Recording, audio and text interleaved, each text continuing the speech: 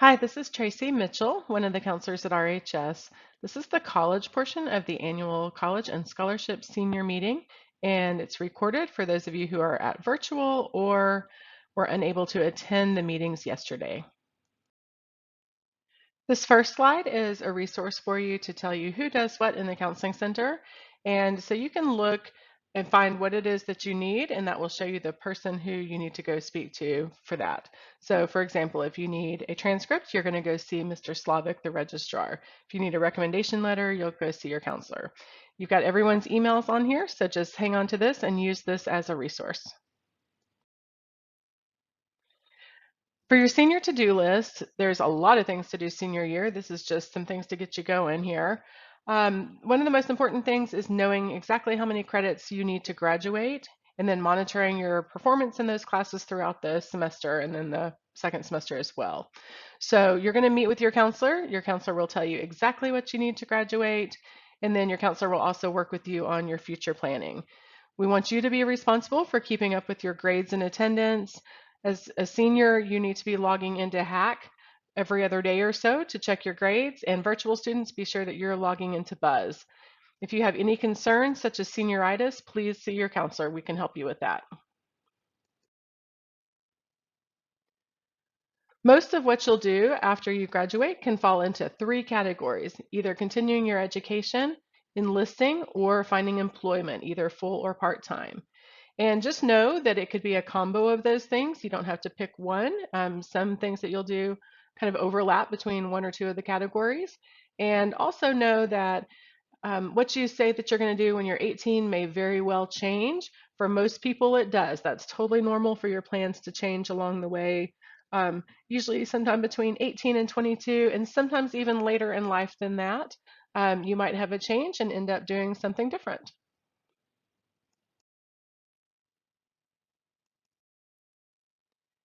This slide just goes over some of the key differences between high school and college, and the college environment is going to be very different. Some things you're going to love. You're probably going to love that attendance is optional. You're really going to like that you can set your own schedule for your classes. You don't have to be there from 8:30 to 3:30 like you do in high school. You're going to be able to choose to go to class just on Monday and Wednesday, or you're going to be able to go to class.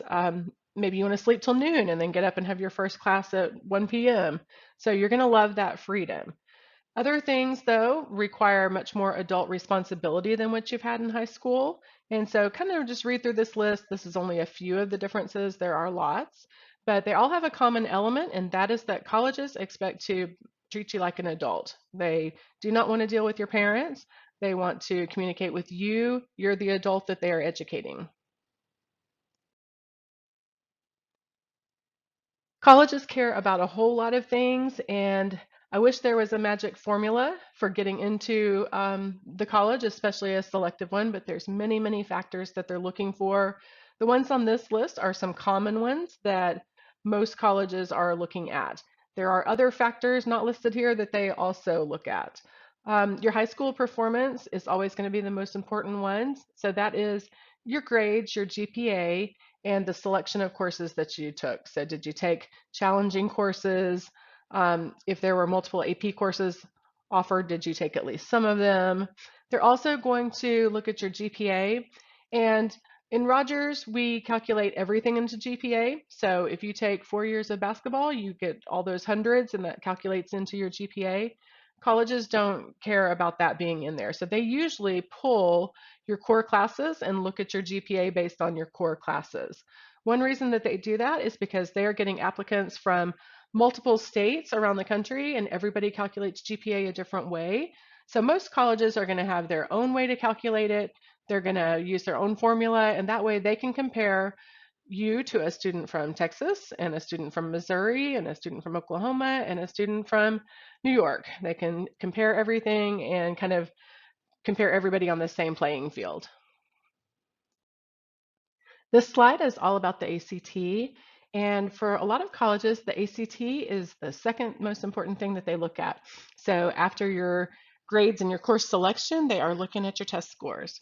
So down at the bottom right, you have the info for what's currently being offered for ACT prep, and you've got those links down there that you can click on if you want to register for that. On the left side, you have got 7 test dates. There's actually more on the ACT calendar, but these 7 are the ones that are being offered at RHS. The ones that are in green mean go. Those are good dates for seniors. Almost all colleges will take things up through the December 12th test. They'll take those scores. The ones in red, those are really better for juniors. If you're a senior and you need to test in the spring, it's your responsibility to check with your college and make sure that they will accept those spring test dates. Then there was a lot of new things that was going on with ACT last year, and the first one that's going to happen is super scoring. And so when you take the ACT multiple times, then what they're going to do is pull your highest scores and they're going to report a super score for you. So that starts this month. So if you take a September or an October test, when you get your score report back, you should have not only a composite, but a super score. You will only have a super score if it's your second or third, fourth, fifth time to take the ACT. If it's your first time, you won't have a super score, just a composite. One great thing they've done is increase the number of fee waivers to 4. That's been 2 for years and years and years, and so they've actually doubled that. So if you qualify for a fee waiver, then you can take 2 more tests than you used to be able to, and that's a great thing. There are some Sunday dates that probably will not be a thing moving forward. That is just a response to coronavirus and how many tests that they had to cancel because of coronavirus. And then sadly, they have postponed the section only retesting, and that was going to be a fantastic thing. That was the one where you take your ACT, you like all of your scores except for math, and you were going to be able to just go back and retake the math test and not take the whole test again. But because of the logistics of social distancing, they've had to postpone that. And so unfortunately for you guys, you won't get the section only retesting. They're hoping to get that started in time for the class of 2022.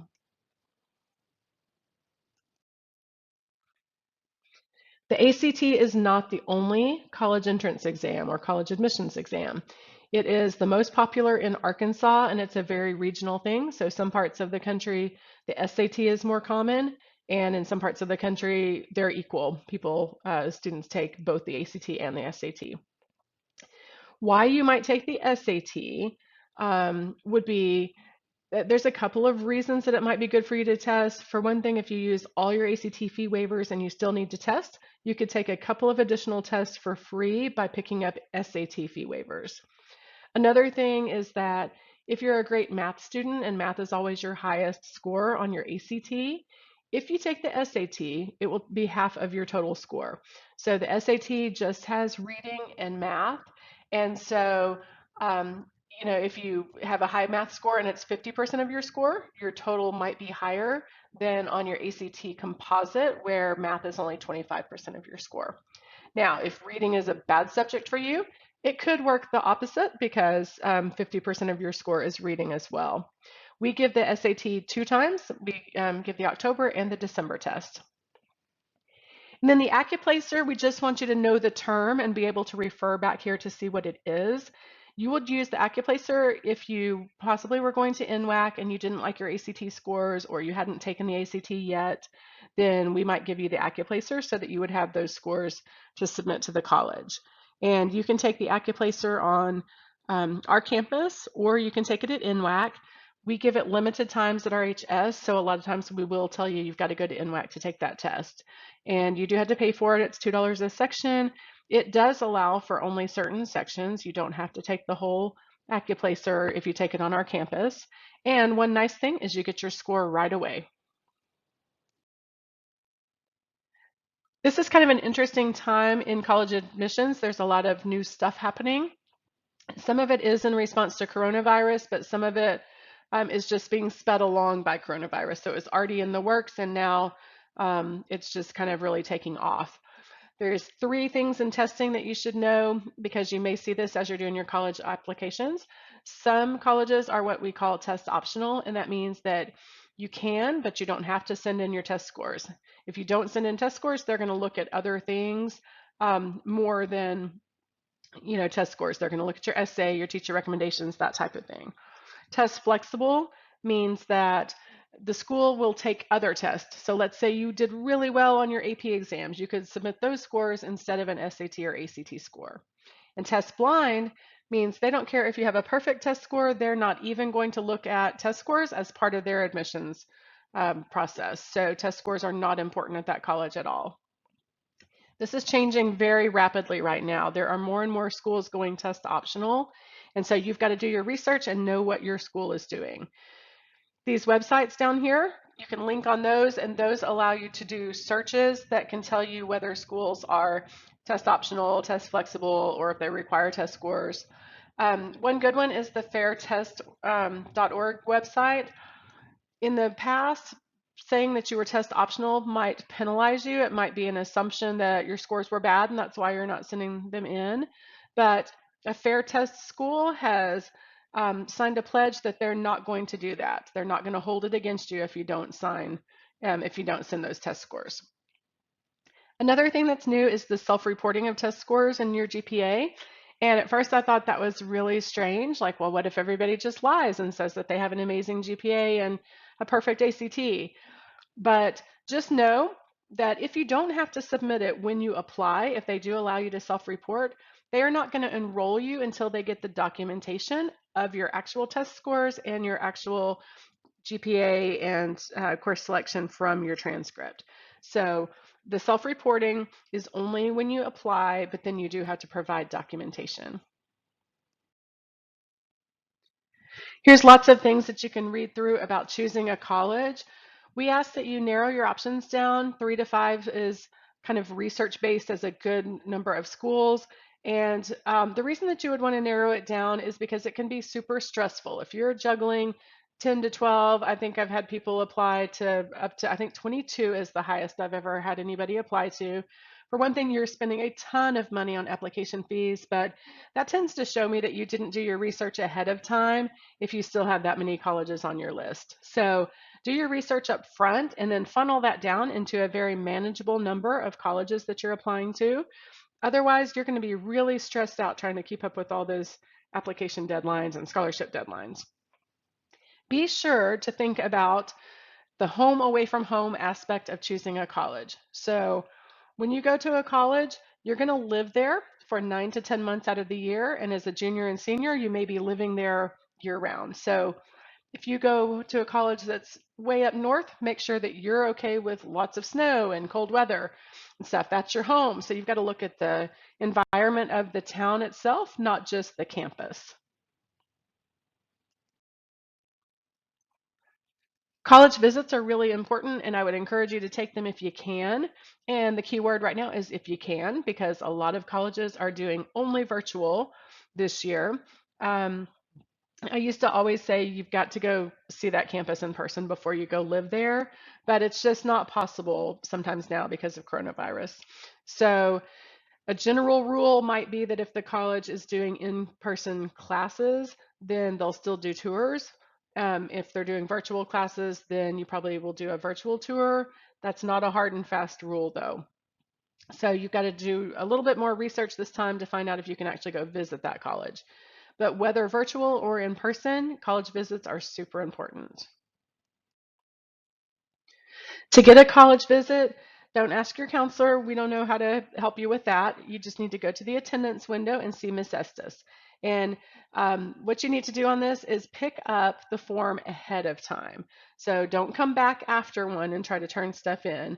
Pick up the green form ahead of time, have it filled out so that she knows that that's where you are. And then when you bring something back from that campus, she's going to code it as a college day for you. Here's some tips for the types of schools that you may want to put on your application list. The first is the Reach School, and that is the one that's going to be very challenging to get into. The ultimate Reach School is typically Harvard because they only accept 4% of the applicants and they reject 96% of them. So it's extremely hard to get into a school like Harvard. If you have that, if that's just on your mind and you just have always had a dream to go to a school like that, then it's fine to have a Reach School on your list. I would not have more than 1 or 2 of those. You really want to focus on your target schools. What are the ones that I'm a good match for, that my GPA, my courses that I've taken, my test scores, they're comparable with who they tend to accept. So those are your schools that you won't stress out about as much. You're going to feel good about your chances of getting into. and you can actually start making some plans because you know that you're likely to get accepted into those schools. And then a safety school is a sure thing school that kind of gets a bad rap, and people are like, ew, I don't want to go to my safety school. Safety schools are typically very good universities, and it just means that you're highly qualified to go there and that you're the kind of student that they're looking for. So don't feel bad about going to a safety school. For most people, their safety school is also the most affordable school, the one that they can actually go to if they don't get a whole lot of financial aid or scholarship assistance. The main thing I want to emphasize on this slide is to get busy now. You need to be planning out well in advance of your deadlines. Please don't procrastinate on your college applications. Know your deadlines, do things early. Even if you're that person that can write a great research paper the day before it's due in class, please don't do that on your college applications. You need to get those done early. You're going to be in panic mode if you don't, because you have to have other people do things for you. So what if you wait for the last minute, you come in to order your transcript and the registrar is homesick that day? You're going to be a basket case because you didn't do anything early enough. And what are you going to do now? The registrar is not there to send your transcript for you. Don't get yourself in that position. Order your transcript nice and early so that it has plenty of time to get there to that college. Same thing with your recommendation letters. We're going to ask you to give us 2 weeks notice. Um, Over the years, I've had many, many kids run in at the last minute and say, say it's Wednesday, and they'll say, Ms. Mitchell, I didn't know this. I've got to have a recommendation letter on Friday. And I'm not being mean. I'm still going to say nice things about that person, but they're not going to get the quality of recommendation letter that somebody who gave me plenty of time to do it is going to get because I don't have time. My schedule is busy, and I'm going to have to squish that letter in. To a time when I'm doing other things, and it's just not going to be as high quality as one where they've given me lots of notice and I have lots of time to work on their letter. So just know your deadlines and talk to other people that you need things from early. So when it's time to write your college admissions essays, things can get pretty stressful fast. You're going to hear things like this is the most important essay that you'll ever write, which is a little over dramatic. It is important though, and it can be stressful. So take your time, start early. Do not get yourself in a position where you're rushing and trying to write this thing overnight. The most important thing is that it is about you. When college admissions people are reading through essays, they spend usually no more than 5 minutes per student. Even that's probably generous. So they're going through giant stacks of them, and it's got to be something that just kind of catches their eye and is interesting and lets them know who you are as a person. Make sure that you are writing how you speak. So I used to think there's no way that anybody would have their parents write their essay for them, but I've long ago learned that that's actually not true and that that does happen. And I've been told by people who work in admissions from colleges all around the country that they can spot a parent written essay in no time. There's no way that a 40-year-old adult is going to sound like an 18-year-old child. They say that it just comes off the paper and they can tell that somebody else wrote it. So if you take anything away from this, don't do that. You need to write this essay. It needs to be in your voice. Another quick tip is to not let too many people proofread it. So for example, let's say you show it to 15 people and you're like, it'll be better if so many people read it. That way I'll get lots of feedback. Well, if you take even one tip from 15 different people, your essay might sound really choppy, like 15 different people wrote it. And you don't want to lose your voice in all those corrections that you might end up doing. So just for a quick tip, use one person who is really good at grammar and have them do all that editing for you and help you with that. And then use the second person who knows you really well and can make sure that this essay is a good representation of you. Common App is an application that allows you to apply to over 400 colleges and universities using one application. It's a great tool. It simplifies things and streamlines the whole process. This year it's linked to Naviance, and so we're having a little bit of a learning curve on how to do Common App. It's been the same for years, and then now it's just a little different because it's tied in. So we're working on that, but it will allow you to do lots of applications in one place. Your counselor will do different things for you. We do a school report, a mid-year report, and a final report if the college asks for it. And then we also do recommendations. So for any school that is asking for your school report, that means you need a letter of recommendation. So again, don't wait. Please give us 2 weeks notice. We do ask that you fill out a brag sheet, and that brag sheet is linked right here. So you can click on that, pull that up, and get that turned into your counselor. Tell us what you need the letter for, and we'll work on that for you. But the key thing here, 2 weeks notice. When it's time to get your transcript, you're going to get those from the registrar, not your counselor. The transcript is a legal document, and so we have to follow a lot of rules and take a lot of care in the ways that it's sent to people. You need to fill out this form right here. You click that link, it'll take you to the form and you fill it out. You're letting the registrar know how many copies you need and where it needs to go. If you're 18, you complete it yourself. If you're under 18, legally, your parent has to give you permission to send the records. Once you submit the form, you pay $2 for every transcript. You bring that into the registrar's office, and once you have made the request and paid, he will send your records for you. Again, don't procrastinate. We ask for at least a 24-hour notice on this because on any given day, you don't know how many other people have ordered your transcripts, and you may be at the bottom of the list for that day. So don't come in assuming it'll go out that day. It's always at least 24 hours. And the registrar is right by the attendance window. There's little arrows there showing you how to find Mr. Slavic. So one of the most important decisions you're going to make in your life, therefore one of the most stressful, is choosing a career. So if you're college bound, you're going to choose a major, and that is what you study in college. But don't just pick a major because you like that subject. So don't major in biology because I like science.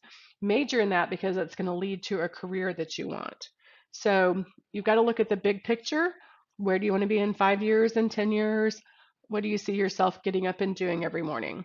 A lot of research shows that anywhere from 60 to 80% of adults hate their job. And think about how sad that is because you work 40 to 60 hours per week, and imagine doing something that you hated and spending that much time doing it. So it's very important that you don't pull a career out of a hat, that you don't choose a career because your parents want you to do something specific or because your friend's doing it and you want to do the same thing they're doing. This should be a very individualized decision, and we're going to talk about some tools in a minute that will help you to make that decision. But you need to think about what you're interested in, what you're skilled at, your personality traits, what is the job requirement, and you need to look at trying to match up those things and find something that you're very well suited to. And also, don't think that you have to choose a major to go to college. You are perfectly fine for the first 2 years to go to college and have no idea what you want to study. For most people, it's not going to come to you at 18. It's going to be a little later. So you start college, you take some classes, you start finding things that you're interested in, you learn more about yourself as you develop, and that's perfectly normal. And a lot of times it should happen that way. It's more likely to lead to job satisfaction later. Another thing that you'll be using Naviance for as a senior is career searches. So it has some fantastic tools that can help you narrow down and discover careers that are a good fit for you. So one of the first ones you'll do is the Career Cluster Finder. And the federal government has divided all careers into 16 career clusters. So agriculture is a cluster, business is a career cluster, human relations, healthcare. So you're going to take an inventory that helps you figure out which cluster is best suited for you. And when you take the inventory, you'll get several clusters, usually not just one. Then you take the career interest profiler, and that one narrows it down to actually specific careers. The Strengths Explorer is a great personality type test that helps you see what you're good at. And then the Road Trip Nation archives are interviews with people in all kinds of careers. There's hundreds of those that you'll be watching. And then the Resume Builder is just what it says. It helps you build a resume. And then for those of you who are going to college, you'll also do the College Super Match, which is a very detailed college search that you can do. So lots of things in Naviance that will help you with selecting majors and careers. What does it mean to be a first generation college student? What that means is that neither of your parents have a four-year college degree. So if that's you, nobody went to college before you, then you're the first generation in your family to attend college. And we think that that's something very important and that's something that you should be proud of. And it also comes with some different challenges.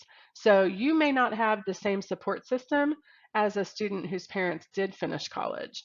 So your parents may not know how to do a FAFSA. They may not know what the FAFSA is. They don't have any idea sometimes how to help you with a college application or how to help you find scholarships.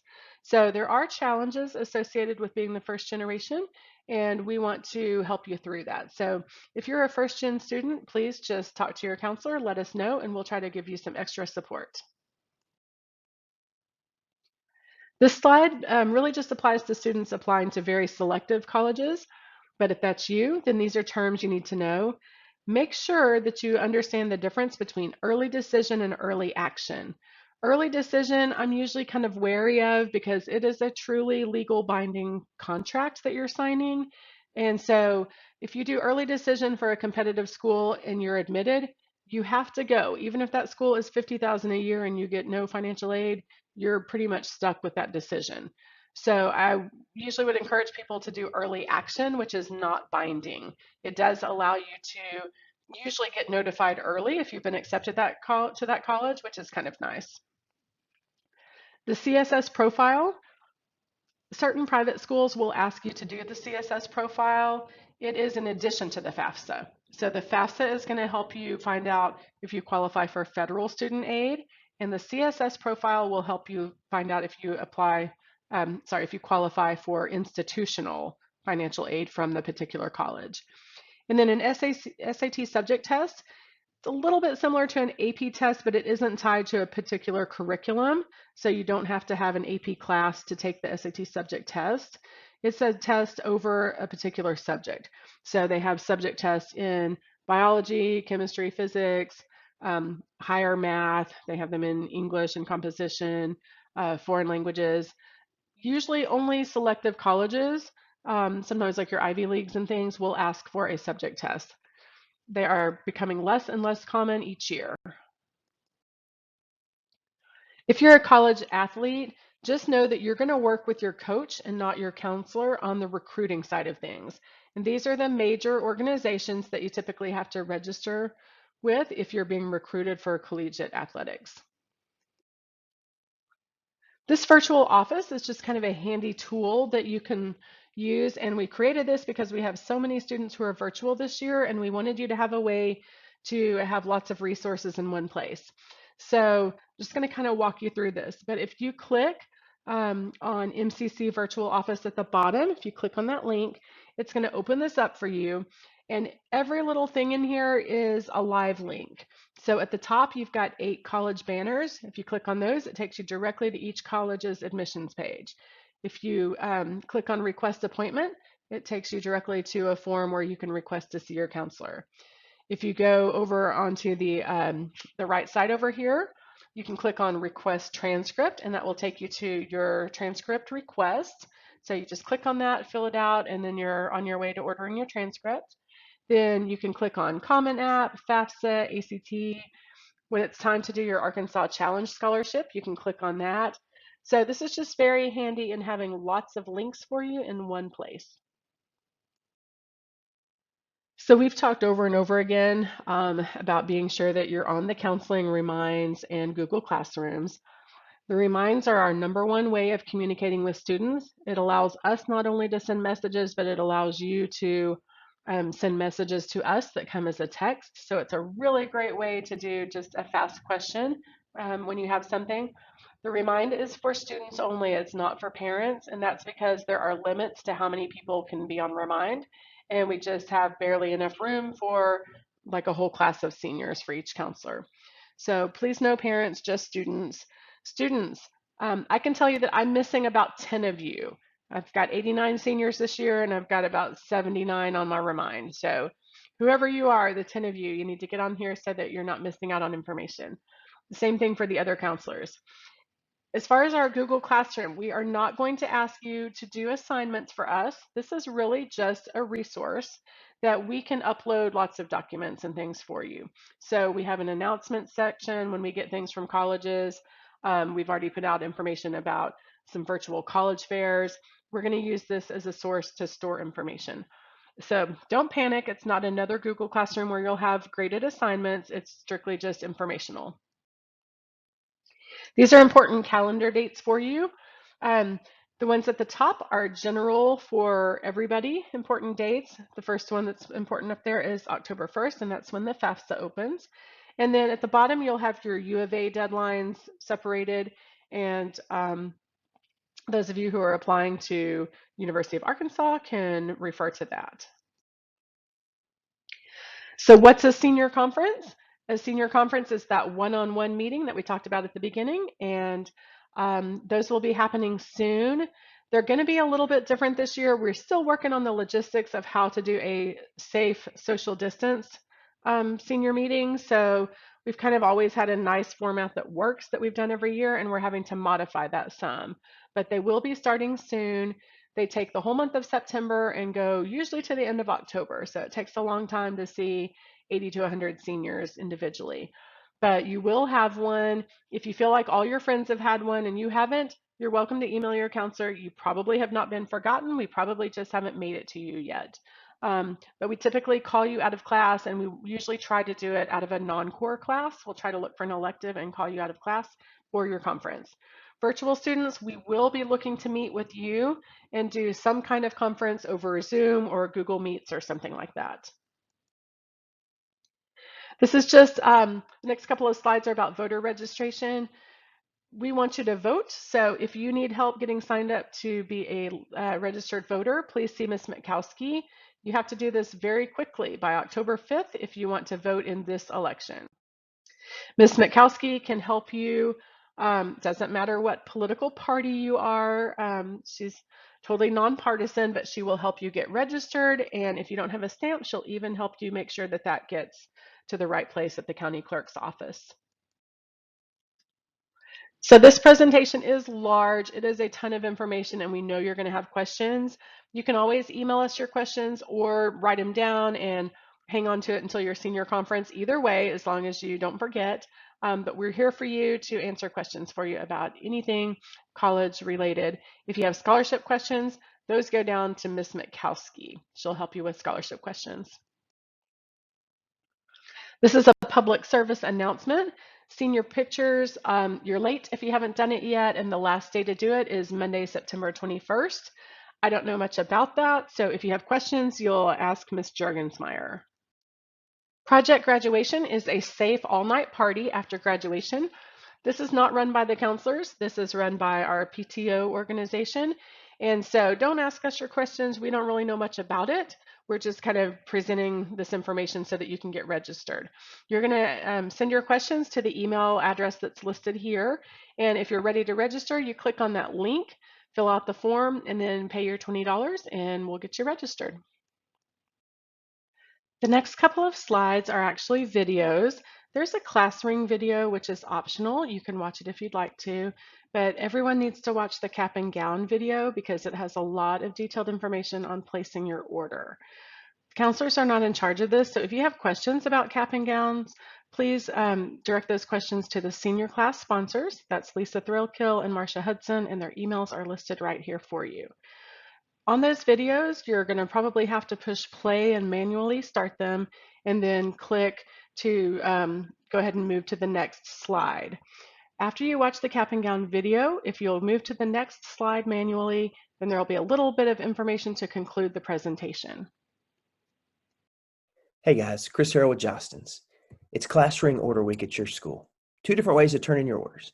You can order online at jostens.com, or you can mail in an order to our local Jostens office.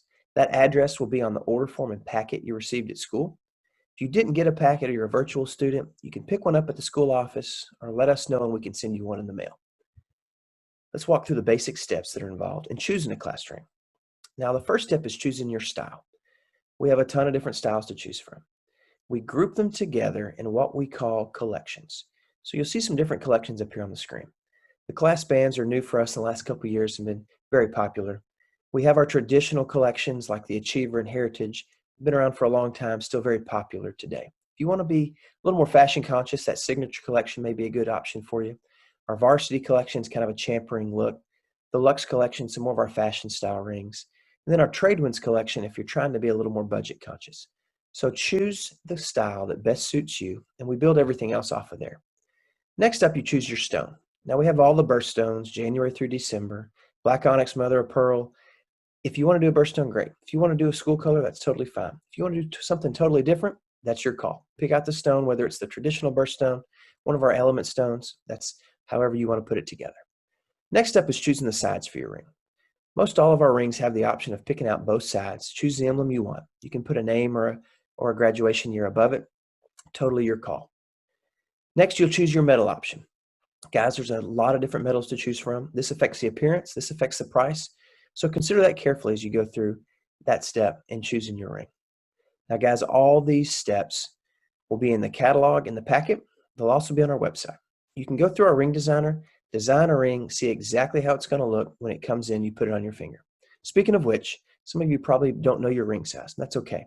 There will be a ring sizer in all the packets at school. If you aren't able to pick up a packet, there's some information on our website on how to size your finger correctly.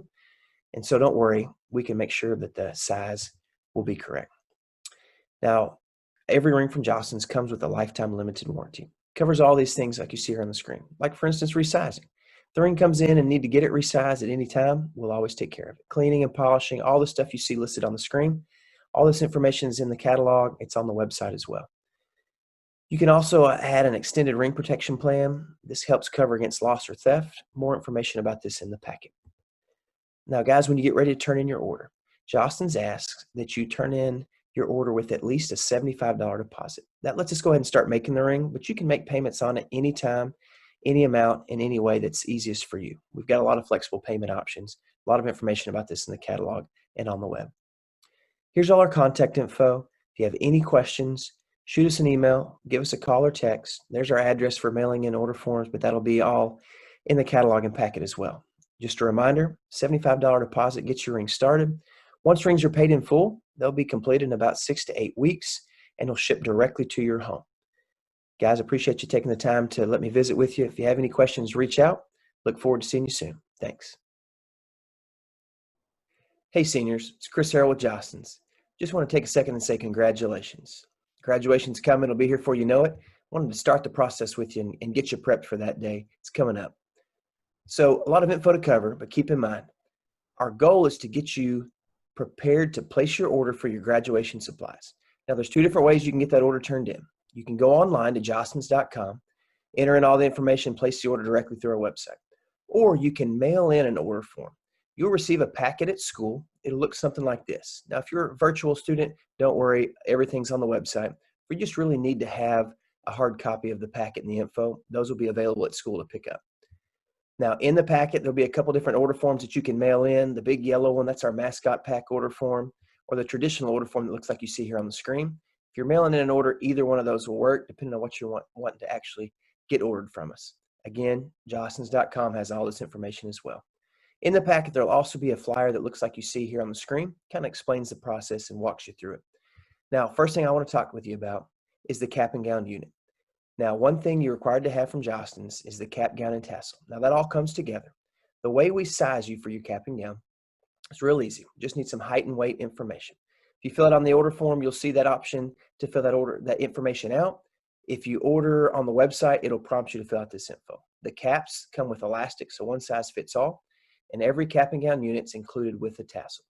For you guys this year, the price on those with tax and all, it's $26.83. More on that when we get to the end of the meeting. If you're ordering announcements, you have a couple options. You can order our traditional graduation announcements that are the custom ones for your school, or you can do the photo style announcements, whichever one you choose, that's your option. Pick it out the way you like. You can order these in any number. You can order one, you can order 101, totally your call. Now, if you're doing the announcements, keep in mind there's some items that go along with it, like name cards and return address labels. All that information is in the packet on the website. Put it together the way you want, so you can send those out to tell everybody about upcoming graduation events. Now, there's a lot of different apparel and keepsake items available from Jostens to help you celebrate your senior year. You'll see a lot of these here as we scroll them through on the screen. Any of the apparel items that are part of your order will actually ship directly to your home about 2 weeks after your order is placed. So the sooner you order those items, the sooner you'll receive them. Again, all the apparel items ship directly to your home. You'll have those to enjoy and use throughout the rest of your senior year. Now, a lot of the keepsake items, if that's part of your order, those will ship a little bit later. We'll deliver those to you directly in the spring when we pass out the cap and gowns. Just a reminder, you get one tassel with your cap and gown unit. If you want to order an extra tassel, you're welcome to do so, like for the rear view mirror of your car, your truck, that kind of thing. So guys, when you get ready to place the order, just keep in mind, Jostens asks that when you order, you turn in at least a $75 deposit. We have a lot of flexible payment options. You see them all listed here on the screen. $75 deposit though to get it started. We try to get everybody paid in full by the time we deliver cap and gowns, sometime around spring break. If you haven't ordered a class ring already, you're welcome to do so. Again, that information is online, or there'll actually be some jewelry and class ring information in your packet as well. Now, just a reminder, trying to get everybody's grad orders turned in within the next week. You can order online at jostens.com, or you can mail it in to the address that's on the form, or I'll show that to you here on the screen in just a moment. Again, $75 deposit if you're ordering multiple items. If you're just ordering a cap, gown, and tassel unit, the price on those is $26.83. Or guys, you can actually order the cap and gown and tassel unit with no money down. You can pay that later. We'll get it going for you regardless. Here's all our contact info. I'll leave this up for just a second so you can see all that. Reach out with any questions. You can email us. You can actually call or text our local office number. And again, that mailing address that's listed here on the screen, it's also on the packet and on the order form. So if you want to mail in your order form, you're welcome to do so. Congrats again, seniors. I hope the senior year is great. Let's get those orders turned in here in the next week or so, and we'll get the ball rolling. Thanks. So seniors, now that you've seen the cap and gown video, there's just a couple of other things. So you can spend as much as you want on class of 2021 merchandise. There's all kinds of cool stuff out there. But for the purposes of walking the stage, you just need the basic package that is $26.83. That's all you need. So that's your cap, your gown, and your tassel. So order whatever you want, but just be sure that at the minimum you get that basic package. If you have a financial hardship and you're concerned about purchasing a cap and gown, please just let us know. Just come see your counselor. We have some ways to help get a cap and gown for you, and we want everybody walking the stage. So don't let that be an issue that would keep you from walking the stage. And the last thing is just for you to fill out this little checkout that lets us know who attended the session. And thank you guys, and please let us know if you have any questions. Be sure to also check out Ms. Mitkowski's presentation on scholarships. She has a lot of very good detailed information for you. Thank you.